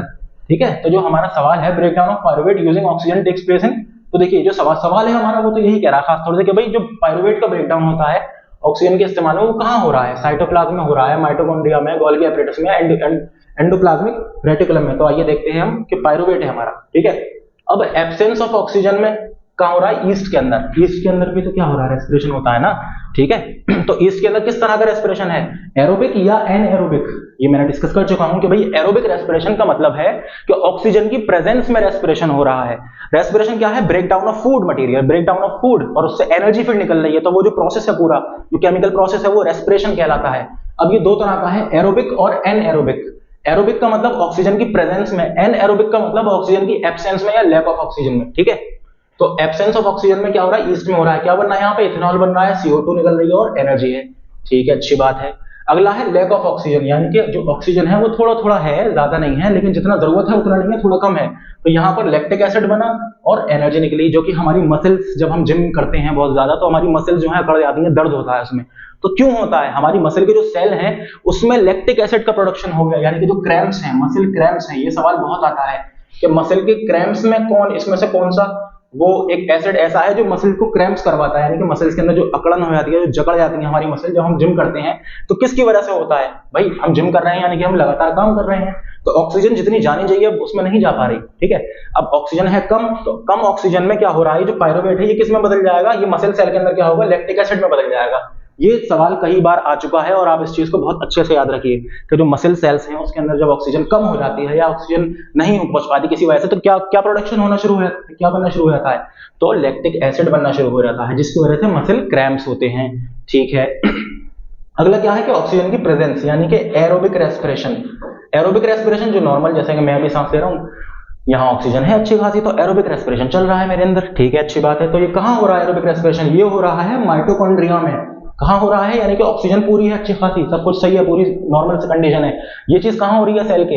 ये हो रहा है सेल के माइटोकॉन्ड्रिया ऑर्गेनेल के अंदर। इसमें क्या हो रहा है? CO2 है जो मैं एक्सेल कर रहा हूं, और वाटर है और एनर्जी निकल रही है ATP की फॉर्म में। क्या निकल रही है? एनर्जी, ठीक है। तो जो हमारा सवाल था कि भाई जो पायरुवेट टूट रहा है वो कहाँ टूट रहा है, तो वो जवाब तो हमने शुरू में दे दिया था, वो टूट रहा है साइटोप्लाज्म के अंदर, ठीक है। तो पायरुवेट जो हमारा टूटा वो कहाँ टूटा? देखिए, breakdown of pyruvate using oxygen takes place in cytoplasm, बिल्कुल सीधी बात। अच्छा, breakdown of pyruvate using oxygen, pyruvate का ब्रेकडाउन ऑक्सीजन की प्रेजेंस में, ये कहां? अच्छा देखिए, यहां पर हमारा सवाल ये नहीं कह रहा, हमारा सवाल, हमने ये नहीं कहा कि ग्लूकोज कहां टूट रहा है, यहां पे हमसे ये कहा जा रहा है कि पायरुवेट जो है वो ऑक्सीजन का इस्तेमाल करके कहां टूट रहा है। तो इस बार में करेक्शन है, छोटी सी बात, इसमें कहां टूट रहा है आपका जो पायरुवेट है हमारा, वो देखिए ऑक्सीजन का, यूजिंग ऑक्सीजन का इस्तेमाल करके कहां टूट रहा है? साइटोप्लाज्म में टूट रहा है, ये टूट रहा है हमारा माइटोकॉन्ड्रिया के अंदर। तभी तो हमारा क्या निकाला इसने? CO2 निकाला, तभी तो हमारा H2O निकला, और प्लस क्या निकला? CO2 निकली, ठीक है, जो हमने छोड़ दी H2O निकली, और निकली बहुत सारी ATP, यानी कि एनर्जी। क्या निकली? एनर्जी। तो जो हमारा ग्लूकोज है वो टूटता है साइटोप्लाज्म के अंदर, पायरुवेट में टूटा, 2 मॉलिक्यूल पायरुवेट के टूटे, 3+3, ठीक है, पायरुवेट हो गया हमारा। अब पायरुवेट ऑक्सीजन का इस्तेमाल करके कहां ब्रेक डाउन हो रहा है पायरुवेट? तो वो हो रहा है माइटोकॉन्ड्रिया में, यानी कि एरोबिक रेस्पिरेशन की बात हो रही है यहाँ पे। क्या बात हो रही है यहाँ पे? एरोबिक रेस्पिरेशन की। ना ये आंसर है गोल्गी, ना एंडोप्लाज्मिक रेटिकुलम, हमारा जवाब है माइटोकॉन्ड्रिया। चलिए, अगली बात है, जो अगला सवाल है वो हमसे कहता है कि which of the following occupies the lowest level in an energy pyramid, यानी कि जो पिरामिड है, पिरामिड ऑफ एनर्जी है, उसमें जो लोवेस्ट लेवल है, ठीक है, यानी कि लोवेस्ट लेवल, यानी कि ये है आपका लोवेस्ट लेवल। तो इसमें क्या चीज ऐसी है, इनमें से क्या है जो लोवेस्ट लेवल पे पाई जाती है? वो क्या है पाई जाती है भाई? जो लोवेस्ट लेवल पे कौन पाए जाते हैं? लोवेस्ट लेवल पे प्रोड्यूसर्स पाए जाते हैं, ठीक है। प्रोड्यूसर्स जो होते हैं वो क्या है? वो भाई आपकी घास है, पेड़ पौधे हैं, जीव जंतु, जो ऑटोट्रॉफिक न्यूट्रिशन करते हैं खासतौर से, यानी कि खुद से अपनी बॉडी में खाना बनाते हैं, ऑटोट्रॉफ्स पाए जाते हैं। अब इसमें जो सवाल है, इसमें देखिए ऑटोट्रॉफ कौन है? हॉक नहीं, माउस नहीं, ग्रास यस, स्नेक नहीं। तो क्या है? ग्रास है, यानी कि जो ग्रास क्या है? ये एक प्लांट ही तो है। तो प्लांट के अंदर क्या हो रहा है? ऑटोट्रॉफिक न्यूट्रिशन हो रहा है। अब ऑटोट्रॉफिक न्यूट्रिशन जो है वो बेसिकली फोटोसिंथेसिस यहाँ पर हो रहा है, तो यानी अपनी बॉडी से, अपनी बॉडी के अंदर खुद से ही खाना प्रोडक्शन हो रहा है, इसका खाना बन रहा है फोटोसिंथेसिस के थ्रू। तो सवाल ये हमारा कि जो energy of pyramid of energy है, तो उसके अंदर सबसे लोवेस्ट लेवल पर, यानी कि सबसे नीचे वाले लेवल पर कौन है प्रेजेंट? भाई सबसे नीचे वाले लेवल पर इस ऑप्शन के हिसाब से क्या प्रेजेंट है? वो है सबसे नीचे वाले लेवल पर ग्रास, ठीक है। अब ग्रास यहाँ नीचे है, अब इस ग्रास को कोई खाएगा, कोई डियर जिसने खा लिया, उस डियर को खा गया कोई लॉयन। तो इस तरह से ये एनर्जी लेवल, ये लेवल जो है ये बढ़ता चला जाएगा, ठीक है। अब हम इसको देखें जरा छोटे से, हमारा जो डायग्राम है एनर्जी लेवल जो पिरामिड है, देखिए जो सबसे नीचे क्या है, ये है ग्रास, ठीक है, लोवेस्ट ट्रॉफिक लेवल है। उसके ऊपर क्या है, ग्रास पे आया भाई ग्रास होपर, तो ग्रास होपर ने ग्रास खाई, सही अच्छी बात है, इसके ऊपर आ गया। इसके ऊपर कौन आया भाई, फ्रॉग आ गया, फ्रॉग ने खा लिया किसको, ग्रास होपर को, यानी कि ग्रास इसको खाया, ग्रास होपर ने ग्रास होपर को खा लिया, फ्रॉग ने फ्रॉग को खा लिया, किसने, स्नेक ने, ये क्या है स्नेक। अब स्नेक को कौन खा गया भाई, हॉक खा गया, ठीक है, स्नेक को खा गया हॉक। अच्छा, अब इसके बारे में एक इंपॉर्टेंट बात यह है कि हमारा सवाल जो पूछा है यहाँ पर, वो हमसे ये पूछा है कि आप ये बताइए कि जो लोवेस्ट लेवल पर कौन रहेगा एनर्जी पिरामिड के। तो वो तो बिल्कुल सीधी सी बात है कि सबसे लोवेस्ट लेवल पर, यानी कि जो ट्रॉफिक लेवल का जो सबसे पहला लेवल है, जो 1 ट्रॉफिक लेवल है, तो सबसे पहले कौन रहेगा, ग्रास रहेगी, ठीक है। अब सवाल हमसे अगर ये पूछता, जो कि अगली बार हो सकता है कि पूछे, कि जो एनर्जी है, यानी कि जो एनर्जी का लेवल है, यहां बात किसकी कर रहा है, एनर्जी लेवल की, तो लोवेस्ट एनर्जी लेवल कहां हो सकता है, ठीक है, लोवेस्ट एनर्जी लेवल जो है वो किस ट्रॉफिक लेवल पे होगा, सबसे कम एनर्जी कहां होगी। तो इसका जवाब ये है कि जो टॉप पर होगा यहां पर, ठीक है, यानी जो टॉप वाला जो लेवल होगा हमारा, यानी कि जो टॉप लेवल है उस पर सबसे ज्यादा कम एनर्जी होगी। टॉप लेवल का मतलब है कि लोवेस्ट एनर्जी। अब लोवेस्ट एनर्जी क्यों होगी, किसकी वजह से होगी, एक तो बात हमारी ये हो गई, ये सवाल आ सकता है इसमें कि भाई जो सबसे ऊपर वाला लेवल है, यानी सबसे टॉप कार्निवोर जो होगा, यानी देखिए सबसे ऊपर वाला, सबसे लास्ट में ये बचाना, देखिए इनकी तादाद भी कम होती आ रही है, यहाँ पे बहुत सारे थे, बहुत सारी घास, फिर कुछ थोड़े से कम ग्रास होकर, फिर उससे कम फ्रॉग, उससे कम स्नेक और सबसे कम हॉक, ठीक है। अब ये सबसे कम जो हॉक है, तो यहाँ देखिए हमारी जो ग्रास में जो एनर्जी, क्योंकि ये सबसे ज्यादा है नंबर में, तो इसके अंदर जो बायोमास का प्रोडक्शन है वो भी ज्यादा है, यानी कि यहाँ क्या लिख रहा है 10,000 kcal, ठीक है, यानी कि एनर्जी इतनी ज्यादा है यहाँ पर। उसके बाद ग्रास होपर के पास कितनी आई 1000, यानी कि यहाँ क्या लग रहा है, यहाँ लग रहा है 10% रूल, यानी कि जो एक लिंडमान साइंटिस्ट थे, इनका नाम था लिंडमान, LINDEMAN, लिंडमान जो साइंटिस्ट थे, इन्होंने 10% रूल दिया था एनर्जी ट्रांसफर का, 10% रूल ऑफ एनर्जी ट्रांसफर दिया था इन्होंने, किसने, लिंडमान ने, ठीक है। इन्होंने कहा था कि भाई जो ट्रॉफिक लेवल है, उसको जो लोएस्ट ट्रॉफिक लेवल पर जो भी है, जैसे कि खासतौर से प्रोड्यूसर होते हैं, तो उसके अंदर जितनी भी एनर्जी है, कितनी भी हो चाहे, उसका सिर्फ और सिर्फ 10% एनर्जी ट्रांसफर होगी। कितने परसेंट एनर्जी ट्रांसफर होगी अगले लेवल में, सिर्फ 10% एनर्जी ट्रांसफर होगी। तो देखिए यहाँ पर 10,000 से डायरेक्ट क्या होगी 1,000, ये इसका 10% है। उसके बाद उसके लेवल में ऊपर पाएंगे तो इसका 10% जो है वो ट्रांसफर होगा कहां पर, अगले लेवल पर, यानी कि फ्रॉग में कितनी रह गई 100 kcal, ठीक है। उसके बाद इसका 10% स्नेक में आएगा, यानी कि 10 रह गया बस, और उसके बाद इसका 10% जब इसमें आया, यानी कि 1 kcal, यानी कि सबसे ज्यादा कम एनर्जी जो है वो कौन से ट्रॉफिक लेवल पर रहेगी, सबसे जो टॉप का लेवल का जो ट्रॉफिक लेवल है हमारे पास, उसके पास सबसे लोवेस्ट एनर्जी रहेगी, ठीक है। किसने कहा, ये लिंडमान साहब ने कहा। कौन सा रूल है, 10% एनर्जी रूल, ठीक है, यानी कि 10% ही जो उस ट्रॉफिक लेवल पर एनर्जी है, उस एनर्जी का 10%, अब उस पर जो आई उसका 10% ऊपर जाता रहेगा। तो ये बात बहुत इंपॉर्टेंट है यहाँ पर, इसको याद रखिए, और ये अच्छा सवाल बन सकता है। यहाँ पे तो इन्होंने डायरेक्ट पूछ लिया कभी सबसे लोवेस्ट लेवल पर कौन पाया जाएगा इनमें से, ठीक है, हमने बता दिया। अगर ये कहता कि सबसे लोवेस्ट एनर्जी जो है वो किस लेवल पर पाई जाएगी, ठीक है, तो ये हम कहते हैं कि टॉप वाले लेवल पर पाई जाएगी, यानी कि हॉक पर सबसे लोवेस्ट एनर्जी पाई जाती है, यानी कि सबसे कम एनर्जी कौन ले रहा है, वो हॉक ले रहा है। अगला सवाल है, all the living organisms in an area together with the non living constituent of the environment forms, देखिए लिविंग यानी जो हमारे वातावरण है आसपास हमारे लिविंग है, साथ में हमारे क्या है, नॉन लिविंग भी है, ठीक है, यानी कि जैसे कि भाई मिट्टी है और हवा है, पानी है, सनलाइट है, ये सब क्या लिविंग है, नहीं ना, ये सब नॉन लिविंग है, ठीक है। तो नॉन लिविंग और लिविंग ये मिलकर क्या बना रहे हैं, ये होता है हमारा इको सिस्टम। तो जो हमारा इको सिस्टम है जिसमें हम रहते हैं, तो हमसे वही तो पूछा गया है डायरेक्ट यहाँ पे कि all the living organism in an area together with the non living, यानी कि एक एरिया में जितने भी लिविंग ऑर्गेनिज्म है और नॉन लिविंग ऑर्गेनिज्म है वो मिलकर क्या बना रहे हैं, वो क्या फॉर्म कर रहे हैं, कौन से एनवायरमेंट की क्या चीज फॉर्म कर रहे हैं, वो फॉर्म कर रहे हैं इकोसिस्टम, ना कि सराउंडिंग, ना यूनिवर्स, ना इकोटोन, वो फॉर्म कर रहे हैं इकोसिस्टम, ठीक है। अब आप थोड़ा सा ये देखिए कि जो हमारा इकोसिस्टम है वो किस किस चीज से मिलकर बना है। खासतौर से हमने जनरली बात बताई कि भाई लिविंग है और नॉन लिविंग है। अब लिविंग चीजों को हम कहते हैं बायोटिक, यानी कि जो लिविंग है वो क्या है, बायोटिक फैक्टर्स। जो नॉन लिविंग है, ठीक है, जो नॉन लिविंग है हमारे, वो है एबायोटिक फैक्टर। अब एबायोटिक में क्लाइमेट वाले फैक्टर आ गए, जैसे कि टेम्परेचर हो गया, ठीक है, और बारिश। एडोफिक फैक्टर है, यानी कि सॉइल वाला, सॉइल का पीएच, सॉइल का टेम्परेचर, सॉइल जो है वो किस तरह की सॉइल है। टोपोग्राफिक, यानी कि वो जगह कैसी है, ठीक है ना, यानी कि ज्योग्राफिकली जो उसका एरिया, वो जगह है, यानी कि वहां का एटमॉस्फेयर किस तरह का रहता है। तो ये सब क्या आ गया, नॉन लिविंग के अंदर आ गया, यानी कि एबायोटिक, यानी इकोसिस्टम जो है हमारा दो चीजों से बना है, बायोटिक फैक्टर्स और एबायोटिक फैक्टर्स। बायोटिक, देखिए बायो मतलब लाइफ, तो यानी कि जो लिविंग जितनी भी चीजें हैं। अब लिविंग चीजों में क्या क्या हो सकता है? प्रोड्यूसर, जैसे कि आपके प्लांट्स, ग्रासेस, जो भी फोटोसिंथेसिस कर रहे हैं वो सब प्रोड्यूसर हैं। फिर उनको खाने वाले कौन है? कंज्यूमर। इसमें हर्बिवोर भी होते हैं, इसमें कार्निवोर भी होते हैं, तो कंज्यूमर है हमारा। उसके बाद क्या है? डिकम्पोजर। मान लीजिए आपका जो प्रोड्यूसर है वो अगर डेड हो गया, मर गया, ठीक है, या फिर कोई भी कंज्यूमर है यानी कि हर्बिवोर है या कार्निवोर है वो, या ओमनिवोर है वो डेड हो गया यानी कि मर गया वो, तो भाई कौन करेगा उनका सफाई? यानी एनवायरनमेंट को क्लीन कौन करता है? वो डिकम्पोजर्स ही तो करते हैं, खासतौर से बैक्टीरिया और फंजाई। तो वो सब किस में आते हैं? वो सब आते हैं डिकम्पोजर्स में। ये सब क्या है? वो लिविंग ही तो हैं। तो बायोटिक फैक्टर्स जो है वो इकोसिस्टम में क्या क्या हो सकते हैं बच्चों? वो बायोटिक फैक्टर हमारे पास क्या है जो भी लिविंग है हमारे इकोसिस्टम में प्रेजेंट? क्या है वो? प्लांट्स हो सकते हैं, वो एनिमल हो सकते हैं, वो बैक्टीरिया या फंजाई हो सकते हैं। बहुत अच्छी बात। एबायोटिक फैक्टर, अब जितनी भी नॉन लिविंग चीजें हैं जो इन लिविंग को लिविंग रखने में हेल्प करती हैं, जैसे कि मैं हूं एक लिविंग क्रिएचर हूं, ठीक है, मैं ह्यूमन बीइंग हूं, अब मैं सांस ले रहा हूं, ठीक है, यानी कि एटमॉस्फेयर में जो हवा है, जो एयर है, तो ये क्या है? ये नॉन लिविंग है ना, लेकिन ये हमें हमारे इकोसिस्टम में प्रेजेंट है और नेचुरली प्रोवाइडेड है, यानी कि कुदरत ने हमें ये दी है। क्यों दी है? ताकि हम जिंदा रह सकें।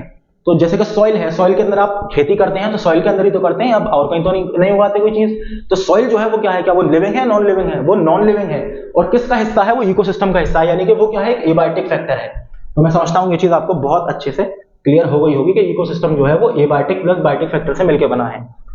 अगला सवाल हमारा कहता है the phenotypic ratio of Mendel's monohybrid cross between pure tall and dwarf varieties in F2 generation. अच्छा, फिनोटिपिक रेशियो यानी फिनोटिपिक का मतलब क्या है? खास तौर से कि जो हमें जिस तरह का हमें वो नजर आ रहा है प्लांट, यानी कि हम सिर्फ देख रहे हैं उसे दूर से, किस तरह का नजर आ रहा है? क्या वो टॉल है या वो ड्वार्फ है? ड्वार्फ का मतलब क्या वो छोटा है, हाइट उसकी कम है, या फिर उसकी हाइट ज्यादा है?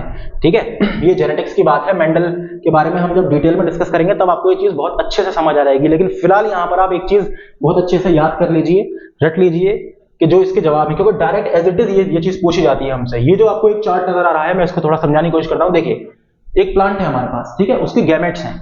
प्लांट के क्या है? गैमेट्स है, यानी कि मेल गैमेट और फीमेल। तो मेल से जो एक कैरेक्टर है यानी कि टॉल का जो जीन है वो हमने लिया, यानी कि इसके पास क्या है? जो इसके पास जो गैमेट्स हैं हमारे, एक इस गैमेट के पास क्या है? टॉल, यानी कि डोमिनेंट टॉल है, ठीक है, और इसके पास है रेसेसिव टॉल, यानी कि हम क्या बात कर रहे हैं? हम यहाँ बात कर रहे हैं जीन्स की खास तौर से, यानी कि हम बात कर रहे हैं यहाँ पे एलील्स की, ठीक है। अब ये जीन्स क्या है, एलील क्या है? खास तौर से डीएनए का जो जो जो हिस्सा है, यानी कि जीन्स कहाँ होते हैं प्रेजेंट? ये हमारे डीएनए के अंदर प्रेजेंट होते हैं, ठीक है। तो अब हम यहाँ पे बात करें जो F1 जनरेशन, यानी कि ये जो टी है और ये जो टी, यानी कि जो मेल से आया, जो हमारा जीन ये मेल से आया जिसके पास ये कैरेक्टर है, यानी कि टॉलरेंस का जो जीन है पर्टिकुलर, और ये जो फीमेल के पास यानी कि रेसेसिव, ये हम स्मॉल से शो कर रहे हैं। स्मॉल को हम कहते हैं रेसेसिव, और जो हम कैपिटल से शो कर रहे हैं इसे हम कहते हैं डोमिनेंट। डोमिनेंट जो शो होगा, जो नजर आएगा, और अगर रेसेसिव है तो वो शो नहीं होगा लेकिन प्रेजेंट होगा। इसके बारे में अभी हम आपको जब डिटेल में थोड़ा सा अभी पढ़ रहे हैं, अब आप समझ जाएंगे जो मैं बात कर रहा हूं। अभी शायद नहीं आ रही होगी बात समझ में, तो आगे बढ़ते हैं। देखिए, जब ये जो कैपिटल टी है और ये स्मॉल टी है, जब ये मिलेगा तो क्या बनाएगा? ये एक टॉल प्लांट बनाएगा। क्या बनाएगा? टॉल प्लांट, यानी जो हमारा प्लांट बना वो टॉल है। अच्छा, ये टॉल क्यों है? क्योंकि इसके पास एक डोमिनेंट है, यानी कि कैपिटल टी है, इसीलिए ये टॉल आया।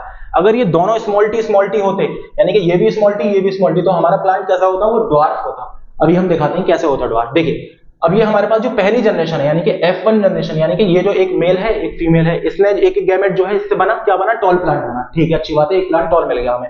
अब इसी प्लांट का जो और भी प्लांट होंगे हमारे पास, ठीक है, जिनके पास सेम ये कैरेक्टर है, यानी कि कैपिटल टी और स्मॉल टी, कैपिटल टी और स्मॉल टी, इनकी जब हम सेल्फिंग कराएंगे, यानी कि इस जैसे इसके जो बिल्कुल सेम टू सेम इस जैसा प्लांट है, जो जीनोटिपिकली और फिनोटिपिकली उसको जो सेम है उसको हम कराएंगे सेल्फिंग। अब सेल्फिंग क्या है कि हमने इसका क्या कराया? फर्टिलाइजेशन जब हम इसमें कराएंगे, जब सेल्फिंग जब हम कराएंगे इसकी, तो इसमें क्या होगा? देखिए, अब एक हमारा कैपिटल टी ये आया, एक छोटा सा टी ये आया, यानी कि रेसेसिव वाला जीन, यानी कि जो जीन है ये क्या है? इसके पास डोमिनेंट भी है, रेसेसिव भी है, तो हमने इसको अलग अलग कर दिया, यानी कि हम इसको क्या बना रहे हैं? गैमेट्स बना रहे हैं। तो कैपिटल टी हमारा ये रहा, स्मॉल टी ये रहा, इसी तरह से सेम कैपिटल टी ये है और स्मॉल टी ये है। अब हम क्या करेंगे? F2 जनरेशन में क्या करेंगे? हम इसको क्रॉस कराएंगे। तो देखिए, यहां से जो ये कैपिटल टी है, तो इस वाले की अगर हम प्लांट की बात करें, ये हमारा प्लांट कैसा है? टॉल है। ये क्यों टॉल है? क्योंकि देखिए, एक कैपिटल टी हमारा यहां से आया, ये रहा, और एक कैपिटल टी हमारा यहां से आया, यानी कि दूसरे, एक मेल से आया कैपिटल टी और एक फीमेल से आया कैपिटल टी, ठीक है, बहुत अच्छी बात है। तो यानी कि जो हमारा प्लांट बना वो डोमिनेंट टॉल बना, इसमें कोई भी स्मॉल टी प्रेजेंट नहीं है। दूसरा, जो हमारा जो कैपिटल टी है, हमारा कैपिटल टी हमारा ये आया, यहां से ये तो हमारा आ चुका, ये हमारा रेसेसिव वाला, यानी कि स्मॉल टी हमारा आया, यानी क्या बना यहाँ पर फिर से टॉल प्लांट होना। क्यों बना टॉल प्लांट भाई? क्योंकि मैं अभी आपको बता चुका कि अगर डोमिनेंट एलील प्रेजेंट है तो डोमिनेंट एलील जो है वो शो करेगा मेंडेलियन उसके हिसाब से। तो जो हमारा कैपिटल टी यहाँ पे आपको नजर आ रहा है, इसकी वजह से ये बना टॉल। ठीक है, अच्छी बात है।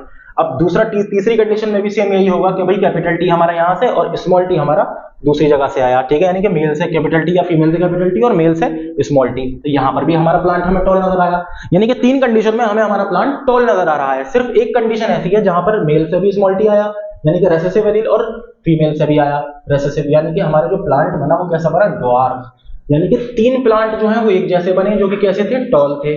ठीक है, और एक प्लांट जो है वो हमारा कैसा बना, जो कि ड्वार्फ था।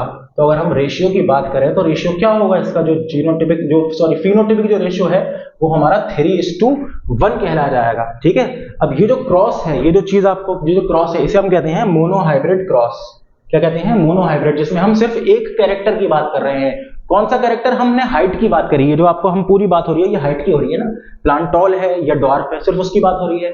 तो ये मोनोहाइब्रिड क्रॉस है किसका, इसमें हम हाइट ऑफ पी प्लांट की बात कर रहे हैं खासतौर से। तो इसमें जो हमारा जो कैरेक्टर, जो हमें सवाल पूछा गया है वो ये है कि भाई जो फिनोटिपिक कैरेक्टर, मतलब जो कैरेक्टर हमें नजर आ रहा है आंखों से, फिनोटिपिक रेशियो जो है वो मेंडल मोनोहाइब्रिड क्रॉस में जब हम प्योर टॉल और प्योर टॉल एंड डॉर्फ को जो हम कराएंगे तो उसकी F2 जनरेशन में किस तरह का हमें रेशियो देखने को मिलेगा। यानी कि प्योर टॉल और प्योर डॉर्फ जो हमने कराया, यहाँ पर हमने क्या किया, हमने देखिए प्योर टॉल का कराया और प्योर डॉर्फ का कराया। ठीक है, प्योर टॉल देखिए, अच्छा टॉल हमारा एक कैपिटल टी है, टॉल हमारा एक कैपिटल टी और स्मॉल टी भी है। ठीक है, इसमें से प्योर हम क्यों कर रहे हैं, क्योंकि दोनों के दोनों डोमिनेंट एलील कहां प्रेजेंट है, कैपिटल टी में, तो इसलिए हमने इसे कह दिया प्योर। और इसे हमने क्या कह दिया, इसे हमने कह दिया हेट्रोजाइगस, यानी कि प्योर नहीं है। ये शो हो रहा है कि भाई हमारे पास टॉल है लेकिन इसके अंदर एक छुपा हुआ एलील है। कौन सा है, वो डॉर्फ वाला एलील है। ठीक है, यानी कि रेसेसिव वाला है। तो इसमें जो हमारा जवाब होगा, जो रेशियो होगा, हमारा रेशियो क्या आया था भाई, हमारा रेशियो आया था 3:1, ना कि 9:1 होगा, ना कि 3:2 होगा, ना कि 3:9 होगा। हमारा जवाब है 3:1, यानी कि 3 जो है वो टॉल प्लांट आएंगे और 1 जो है वो डॉर्फ प्लांट आएगा हमारे पास। ठीक है, मोनोहाइब्रिड क्रॉस में। चलिए, फिनोटिपिक रेशियो की बात हुई। अगला सवाल हमसे हम कह रहा है कि भाई which one is considered as micronutrient. ठीक है, प्लांट्स के अंदर बहुत सारे न्यूट्रिएंट्स की जरूरत पड़ती है। अब वो माइक्रो और मैक्रो करके बटे हुए हैं। ठीक है, उनके साइज के हिसाब से, उनके यूज के हिसाब से। तो इसमें से हमें ये बताना है कि इनमें से जो ऑप्शन हमारे दिए हुए हैं, यानी कि कैल्शियम है, मोलिब्डेनम है, मैग्नीशियम है, नाइट्रोजन है, इसमें से माइक्रो न्यूट्रिएंट कौन सा है। तो ये याद करने वाली चीज है, आप इसको याद रखेंगे। ये जो चार्ट है इसको अच्छे से देखेंगे। Essential plant nutrient in soil, तो इसमें नॉन मिनरल भी है हमारे पास। ठीक है, और मिनरल एलिमेंट है। तो हम बात करें अगर मिनरल में माइक्रो और मैक्रो की, तो हमारे पास देखिए ये सब जो है ये क्या है, ये माइक्रो एलिमेंट्स हैं, और ये सारे क्या हैं, ये है मैक्रो एलिमेंट्स। तो माइक्रो एलिमेंट में क्या है, हमारे पास कॉपर है, आयरन है, मैग्नीज है, जिंक है, निकल है, मोलिब्डेनम है, बोरोन है और क्लोरीन है। ये क्या है, माइक्रो। आपको अच्छे से पता होना चाहिए कि माइक्रो कौन से हैं और मैक्रो कौन से हैं। तो माइक्रो देखिए हमारे पास यहाँ मोलिब्डेनम हमें नजर आया। ठीक है, और हमारे जो ऑप्शन में एक जगह मोलिब्डेनम था, तो यानी कि जो हमारा सवाल है उसका जवाब क्या है, which one is considered as micronutrient, वो है हमारा मोलिब्डेनम। अच्छा, कैल्शियम, मैग्नीशियम और नाइट्रोजन, तो हम देखते हैं ये कहां पे प्रेजेंट है। देखिए नाइट्रोजन तो ये रहा, कैल्शियम ये रहा और मैग्नीशियम ये रहा। क्या ये माइक्रो है या मैक्रो है, भाई ये मैक्रो है। हमसे पूछा गया है माइक्रो, तो माइक्रो कहां है, वो है यहां पर, यानी कि मोलिब्डेनम की बात हो रही थी। ये तीनों हमारे पास जो है एलिमेंट है, ये है मैक्रो एलिमेंट्स, यानी कि मैक्रो न्यूट्रिएंट्स की तरह यूज होते हैं, और माइक्रो है हमारे पास मोलिब्डेनम। अगला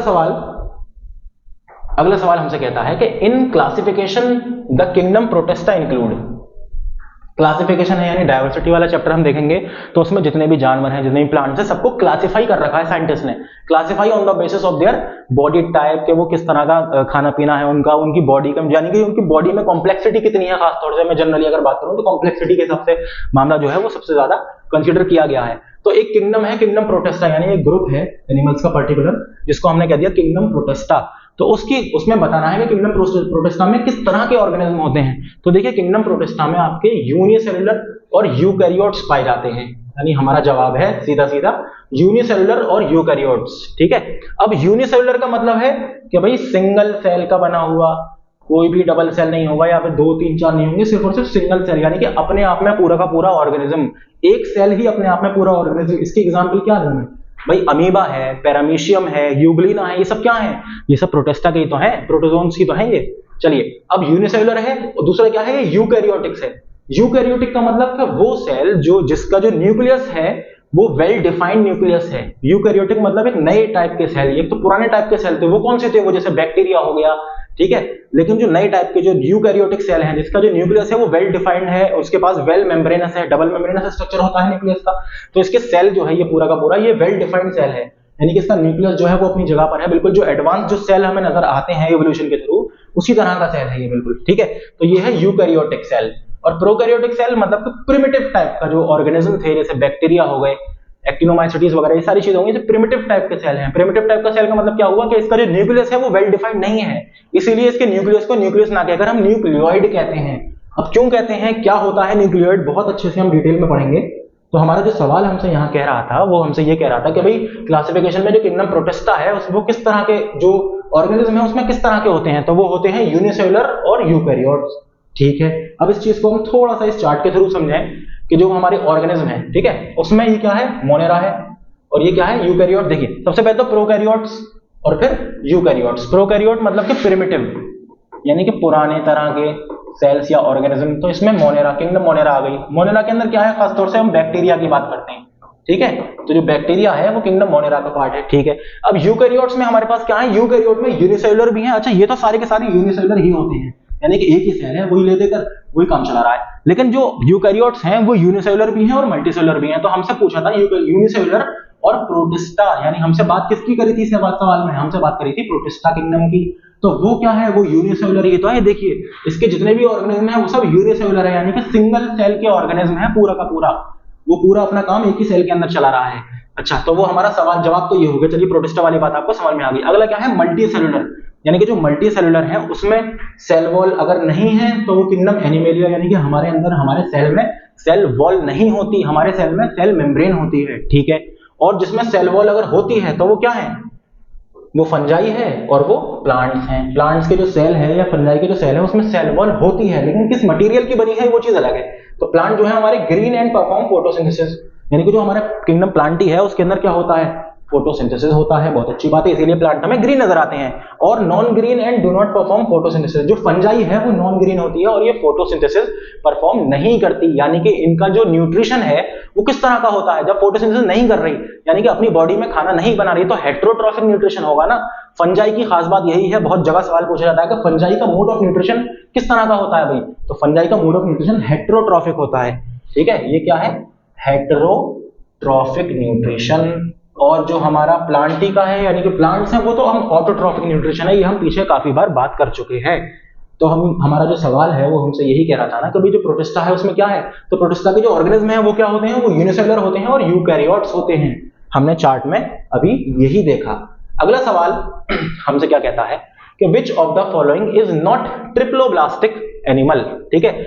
अब ये ट्रिप्लोब्लास्टिक ये जो टर्म है ये क्या चीज है, हम इसको समझते हैं थोड़ा सा कि ट्रिप्लोब्लास्टिक जो आपने देखा वो क्या है। वो देखिए हमारी बॉडी है या कोई भी ऑर्गेनिज्म है, ठीक है, खासतौर से एनिमल की अगर हम बात करें तो वो जर्म लेयर्स होती हैं। जब वो एम्ब्रियो होता है फिर फीटस बनता है तो जर्म लेयर्स प्रेजेंट होती हैं, यानी कि कुछ पर्टिकुलर टिश्यू, कुछ एरिया होता है हमारी बॉडी के अंदर, ठीक है, जो क्या बनाता है, लेयर्स बनाता है। अब उस लेयर से ही हमारी बॉडी के सारे ऑर्गन, जैसे स्किन है हमारी, वो स्किन कहां से बनी भाई, कोई तो सेल की ऐसी लेयर बनी होगी डिवीजन के टाइम पर, जब हमारा जो एक सेल था जाइगोट, उसमें फिर जब डिवीजन होना शुरू हुआ तो क्या हुआ, वो लेयर्स बनने लगी उसके अंदर।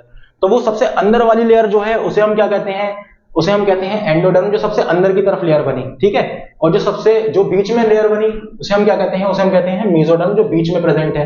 देखिए ये है आपकी एंडोडर्म, ये बीच में आ गई मेसोडर्म, और जो सबसे बाहर की जो लेयर प्रेजेंट है वो है एक्टोडर्म, ठीक है। मेसोडर्म बीच वाली, यानी कि मिडिल से आप याद रखिए, मेसोडर्म यानी कि ये क्या है, ये है मिडिल लेयर। सवाल ये आता है काफी कि भाई मिडिल लेयर कौन सी है। एक्टो मतलब बाहर, ठीक है, और एंडो मतलब इनसाइड, यानी कि सबसे अंदर वाली लेयर कौन सी है, वो है एंडोडर्म। तो इन लेयर्स से ही हमारी बॉडी के सारे ऑर्गन, जैसे जो हमारी बॉडी के जो भी पार्ट है, जो भी ऑर्गन्स हैं हमारी बॉडी के अंदर की जो लाइनिंग है, यानी कि मान लीजिए इंटेस्टाइन है या लीवर है या कोई भी ऑर्गन है, वो इन्हीं लेयर्स के थ्रू तो बना है भाई। अगर कोई अंदर का ऑर्गन है तो इंटरनल जो अंदर लेयर है उसके थ्रू बना है, जो बाहर है हमारी स्किन वगैरह है उससे, जैसे मान लीजिए एक्टोडर्म जो है उससे क्या बनी है, स्किन बनी है हमारी, जो सबसे बाहर की लेयर है।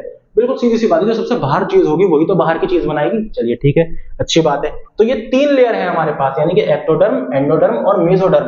अब बहुत सारे एनिमल्स जो हैं, जो प्रिमिटिव टाइप के एनिमल हैं, उसमें तीन लेयर नहीं होती, ठीक है, उसमें कम लेयर भी हो सकती हैं। तो जो तीन लेयर वाला है हमें सवाल में ये पूछा है हमसे कि भाई ट्रिप्लोब्लास्टिक यानी कि 3 लेयर वाला एनिमल जो है वो इसमें से कौन सा नहीं है, ये पूछा है कि कौन सा नहीं है। तो कौन सा नहीं है हमारा? Planaria, Euplectella, Ascaris, Fasciola. इसमें जो यूप्लेक्टिला है ये एक तरह का क्या है? ये एक तरह का स्पंज है, ठीक है। क्या है? ये एक तरह का स्पंज है जो कि एक प्रिमिटिव टाइप का एनिमल है, प्रिमिटिव टाइप का वो है ऑर्गेनिज्म है। तो इस प्रिमिटिव टाइप के ऑर्गेनिज्म में यूप्लेक्टिला के अंदर ये ट्रिप्लोब्लास्टिक लेयर जो है वो नहीं पाई जाती, ठीक है। तो ये बहुत अच्छे से याद रखिए। बाकी प्लेनेरिया है, एस्केरिस है, फैसियोला है, इसमें होता है, लेकिन यूप्लेक्टिला, इन ऑप्शंस में जो यूप्लेक्टिला है वो एक स्पंज है जो कि क्या है? प्रिमिटिव टाइप का ऑर्गेनिज्म है। डायवर्सिटी चैप्टर में हम बहुत डिटेल में बहुत अच्छे से एक एक चीज को क्लासिफाई करते हुए आपको समझाएंगे। फिलहाल इसका जो जवाब है हमारा वो यूप्लेक्टिला है। क्यों है? क्योंकि ये स्पंज है और स्पंज जो है वो प्रिमिटिव टाइप के ऑर्गेनिजम्स होते हैं, ठीक है। अब अगला और आखिरी सवाल हमारा हमसे कह रहा है कि आप हमें यह बताइए कि स्पेसिफाई द वाटर फर्न, ये लिखा है an, water fern which is used as green manure in rice field. Manure क्या होता है भाई? जो हमारी फील्ड है यानी कि हमने क्रॉप लगाई तो उस क्रॉप में हम खाद डालते हैं, वो क्या होती है? वो मैन्योर ही तो होती है। आजकल तो नए जमाने में तो फर्टिलाइजर्स चल रहे हैं भाई, केमिकल छिड़क दिया, फर्टिलाइजर, नाइट्रोजन और फॉस्फेट और सल्फर, इन सब के फर्टिलाइजर हमने डाल दिए, ठीक है। लेकिन मैन्योर जो है यानी कि जो हम खाद बनाते हैं रियल, तो उस खाद की तरह यानी कि हम बात करें ग्रीन मैन्योर जो है वो राइस की फील्ड में, यानी कि पैडी, राइस की जगह आपके सवाल में आ सकता है पैडी फील्ड्स, तो पैडी फील्ड्स और राइस फील्ड्स एक ही बात है। तो उसमें ग्रीन मैन्योर की जगह कौन सा फर्न इस्तेमाल होता है? फर्न क्या है? ये एक तरीके का प्लांट है, ठीक है। तो वो कौन सा इस्तेमाल होता है इनमें से? सेल्वेनिया, म्यूकर, एस्परगिलस या एजोला? तो इसका जवाब ये है, ये बिल्कुल याद करने वाली चीज है। इसका सीधा सीधा जवाब है कि एजोला क्या है? ये एक फर्न है, ये इस्तेमाल होता है। बाकी ये क्या है? ये फंजाई है, ये भी म्यूकर फंजाई है, एस्परगिलस फंजाई है, ठीक है। तो फर्न क्या है? ये एक एजोला जो है एक फर्न है जो कि इस्तेमाल हो रहा है पेडी फील्ड्स में, ठीक है। इसके बारे में हम देखते हैं। देखिए ये आपको ग्रीन ग्रीन पोर्शन नजर आ रहा है छोटा सा, यानी कि तो आपके प्लांट्स हैं राइस के, इसमें जो ग्रीन ग्रीन पोर्शन नजर आ रहा है आपको पानी के अंदर, ठीक है। देखिए पैडी फील्ड जो है वो अच्छा खासा उसे पानी चाहिए होता है, तो पानी में छोटे छोटे प्लांट्सलेट जो है, फर्न जो है, छोटे छोटे प्लांट जो है वो किसान जो है वो इस्तेमाल करते हैं, उन्हें उगा देते हैं, उन्हें डाल देते हैं। क्यों डाल देते हैं? क्योंकि ये बहुत ज्यादा हेल्पफुल होते हैं। क्यों होते हैं हम देखते हैं। एजोला, हमारा जवाब था एजोला, यानी कि एजोला फर्न वो है जो राइस की फील्ड में डालते हैं प्लांट, ताकि राइस जो है वो बहुत अच्छे से उसकी खपत पैदा हो, यानी कि बहुत अच्छे से उसका प्रोडक्शन हो राइस का। तो azolla covering water surface reduce light penetration of soil surface resulting in the depreciation in the germination of weeds. देखिए सबसे पहली चीज कि जब बहुत सारे प्लांट छोटे छोटे उसके पानी के ऊपर आ जाएंगे, ठीक है, सही, अच्छी बात है। राइस का हमारा प्लांट है वो थोड़ा बड़ा है, अब ये सनलाइट तो आराम से लेगा, लेकिन इसके अंदर जो भी है, जो पानी के अंदर जो भी ऑर्गेनिज्म है, जो भी छोटे छोटे प्लांट्स जो उगी आएंगे, जो कि वीड्स हैं। वीड क्या है? जो वीड है वो अनवांटेड प्लांट है ना, जो हमें प्लांट नहीं चाहिए, जो हमारा जो क्रॉप है उसको खराब कर देगा वीड, ठीक है। तो ये एजोला जब आ गया यहां पर, तो ये उस वीड को नहीं आने देता। क्यों नहीं आने देता भाई? वीड जो है उसे भी तो फोटोसिंथेसिस करना है, अब फोटोसिंथेसिस के लिए उसे भी तो लाइट चाहिए, अब ये लाइट को ही ट्रैप कर देगा। देखिए पूरा का पूरा ग्रीन ग्रीन आपको नजर आ रहा है, तो जब इसने ढक दिया पूरा ग्रीन ग्रीन, तो लाइट के अंदर जाएगी नहीं जाएगी? लाइट अंदर नहीं जाएगी, तो वो प्लांट जो है वो पनप ही नहीं पाएंगे, वो अच्छे से जर्मिनेट ही नहीं कर पाएंगे। तो ये सबसे बड़ा फायदा है, इसीलिए हमने देखा importance of azolla in agriculture. तो सबसे बड़ा फायदा ये है कि तकरीबन 70% ऑफ वीड्स जो है वो उगने वाले होते हैं, वो इसकी वजह से नहीं आते, ठीक है। दस growth of azolla reduces aquatic weed in flooded rice field, ठीक है, यानी कि राइस फील्ड में पानी भर रहा है अच्छा खासा, जो हमने पानी लगा रखा है राइस में, तो उसके अंदर एजोला की प्रेजेंस की वजह से वीड्स जो है वो 70% तक कम हो जाते हैं, नहीं आते उसमें। तो ये अच्छा, अगला क्या है? The integrated use of Azolla with rice and fish farming has been developed. अच्छा, फिश फार्मिंग में भी हम इसका इस्तेमाल करते हैं अच्छे से। The integrated approach can be enhance farmers income and reduce the use of pesticide and fertilizer and consequently environmental pollution। अच्छा, अब एजोला का इस्तेमाल करने से एक और फायदा है कि भाई हमें फर्टिलाइजर वगैरह का इस्तेमाल नहीं करना पड़ रहा, हमें वीडिसाइड का इस्तेमाल नहीं करना पड़ रहा, जो कि केमिकल है। अब ये केमिकल है तो एनवायरमेंट को पॉल्यूट करेंगे। चलिए लाइट शायद जा चुकी है, इसी के साथ सबसे अच्छी हमारी चीज ये हुई कि हम अपने आखिरी सवाल पढ़ते और आपको सारे के सारे जवाब बहुत अच्छे से मिल गए होंगे। बहुत बहुत शुक्रिया आपका। मैं मोहम्मद अनस, आपको मैंने कोशिश करी समझाने की, उम्मीद है आपको समझ में आया होगा, और अगर समझ में कुछ नहीं आता है तो आप बता सकते हैं हमें कमेंट सेक्शन में। Thank you so much.